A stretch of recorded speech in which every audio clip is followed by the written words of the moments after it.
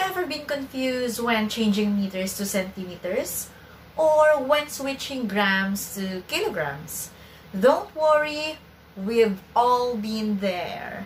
So in this lesson, we'll learn simple tricks and steps to easily convert between different units, whether it's for the length, the mass, the time, or volume. Hello my dear students, once again.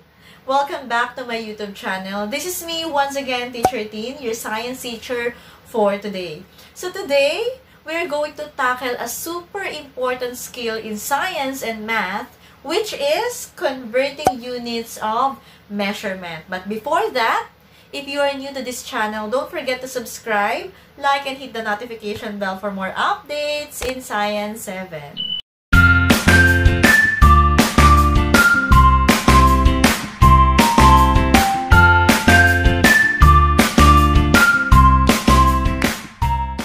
Measurements can be converted from one unit to another through the factor label method or yung tinatawag din natin na dimensional analysis. So this method may require one or more conversion factors to convert a given unit into the desired unit. And it works like this. Given quantity times the desired unit divided by the unit to be cancelled, which is equal to the quantity with desired unit. So, I'll give you an example.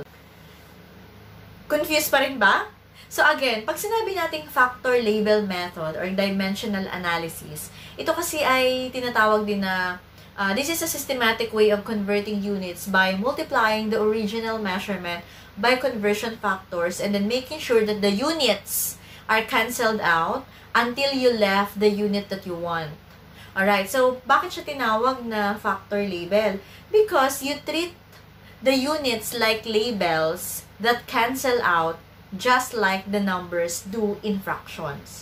Okay, so let's say, for example, we are going to convert 21 centimeter to meter. So again, ang steps para sa factor label method, kailangan mo nating isulat yung given quantity as a fraction. So again, paano ba isulat to as a fraction? Siyempre, yung 21 cm, pag ginawa natin yung fraction, it means 21 cm over 1. So, again, yan yung first step. Kailangan natin siyang ilagay sa the given quantity as a fraction. So, ito yung given, di ba? 21 cm. Iko-convert natin sa meter. Ngayon, ang pangalawang step is to multiply by a conversion factor. So, ano ba ang conversion ng centimeter at saka ng meter? Diba, for every 100 centimeter ay equivalent siya sa 1 meter. So, that is the conversion factor. So, we will write it here. So, 21 centimeter times, ano yung conversion niyan? 100 at 1. Okay, so ang centimeter ay nasa taas dito. So, it means, kailangan natin siyang ilagay naman dito sa baba. So, 100 centimeter and then nasa taas naman ay 1 meter. So, ito yung sinasabi natin na magkakaroon tayo ng canceling, you have to cancel out which is the same unit.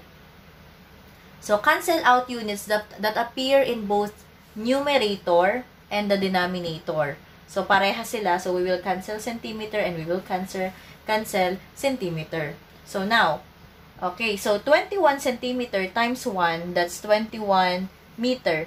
Divided by 1 times 100, so that is 100. Now, 21 divided by 100, so that means 0.21 centimeter. Okay? So, yan po ang sinasabi nating factor label method or dimensional analysis. Okay, so another example. 20 kilogram. So, i-convert naman natin siya sa gram. So, yung given natin, ilalagay natin siya sa fraction. So, 20 kilogram over 1. Next. So, 1 kilogram is equivalent to 1,000 grams. So, that is the conversion. So, we will multiply it here. Nasa taas yung kilogram. So, dapat nasa baba naman ang 1 kilogram at nasa taas ang 1,000 grams. So, ika-cancel natin yung parehas. Cancel ang kilogram, cancel ang kilogram. Next, 20 times 100. So, that is 20,000 gram. Divided by 1 times 1, that's 1. So, the answer is 20,000 grams. So, it means that 20 kilogram is equivalent to 20,000 gram. Alright, so next, the second term in the equation is what we call the conversion factor. So, conversion factor is a standard equivalence of 2 units. So, for example, 1 kilogram is equivalent to 2.2205 pounds. So, may mga factor na kailangan nating isulat ng tama para hindi tayo maka-encounter ng error tuwing nagkakaroon tayo ng conversion. So, let's say for example, for temperatures, converting measurements from one unit to another applies the following derived relationships among 3 scales. It can be Fahrenheit, Celsius, or Kelvin. At lahat ng temperature nito, these are expressed in degree Fahrenheit, degree Celsius, and Kelvin. So, pag i-convert natin yung Celsius to Fahrenheit, so we have Fahrenheit is equal to 9/5 times Celsius plus 32. Another one is kapag magko-convert naman tayo ng Fahrenheit to Celsius. So, Celsius is equivalent to 5/9 times Fahrenheit minus 32. Okay? So, and then, pag i-convert naman natin ang Celsius to Kelvin, so, Celsius plus 273.15. So, I'll give you, let us have example number 1. Convert 100 pounds to kilogram. So, ang given natin is mass na meron tayong 100 pounds. So, ang hahanapin natin ay kilogram. Okay? So, ang given natin ay 100 pounds. So, ilagay natin siya sa fraction. 100 pounds over 1. Ngayon, ano ba ang conversion ng pounds to kilogram? So, sabi, for every 1 kilogram ay equivalent daw yan sa 2.205 pounds. Sa bawat isang kilo, meron 2.205 pounds. So, ngayon, i-multiply natin siya dito sa conversion na to. So, paano natin ilalagay? Ano ilalagay natin sa baba at ano ilalagay natin sa taas? Since meron na tayo sa taas na pounds, so ito ngayon, pounds ang ilalagay natin sa ilalim. 2.205 lb. So, sa taas, 1 kilogram. Ngayon, kasi ito yung desired natin, yun yung hinahanap natin. So, dapat siya yung nasa taas. So, pounds, meron sa numerator, meron sa denominator. So, ika-cancel na natin. Ngayon, i-multiply na natin. 100 times 1. So, that's 100 kilogram. Divided by 2.205. So, ano po ang sagot? The answer is 45.35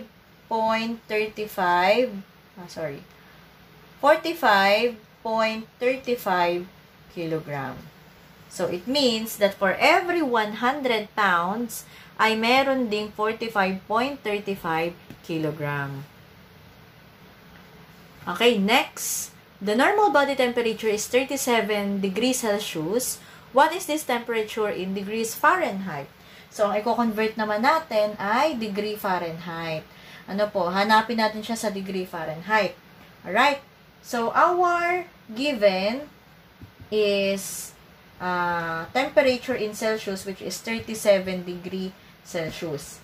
So, ang hinahanap natin ay degree Fahrenheit. So, anong conversion ng degree Fahrenheit? Okay, kapag manggagaling tayo sa degree Celsius. So, to get the Fahrenheit, the temperature degree Fahrenheit, so 9/5 times degree Celsius, okay, plus 32. So, ngayon, imumultiply muna natin ito dito. So, 9/5 times 37 degrees Celsius plus 32. So, pag multiply natin ito, ano ba ang sagot dito? 5 times 37, that is equivalent to 66.6. So, plus 32, plus natin, so that is 98.6 degree Fahrenheit. So, it means that 37 degrees Celsius is also equivalent to 98.6 degree Fahrenheit. Alright, so that's the end of our lesson vlog. So for next, we will be discussing about organizing scientific data. So I hope you stay tuned on this channel at mas marami pa tayong pag-uusapang mga lesson dito sa Science 7. This is me once again, Teacher Tin, your science teacher for today. Kung bago ko pa lang dito, huwag kalimutan mag-subscribe, like, and hit the notification bell for more updates in Science 7. Bye!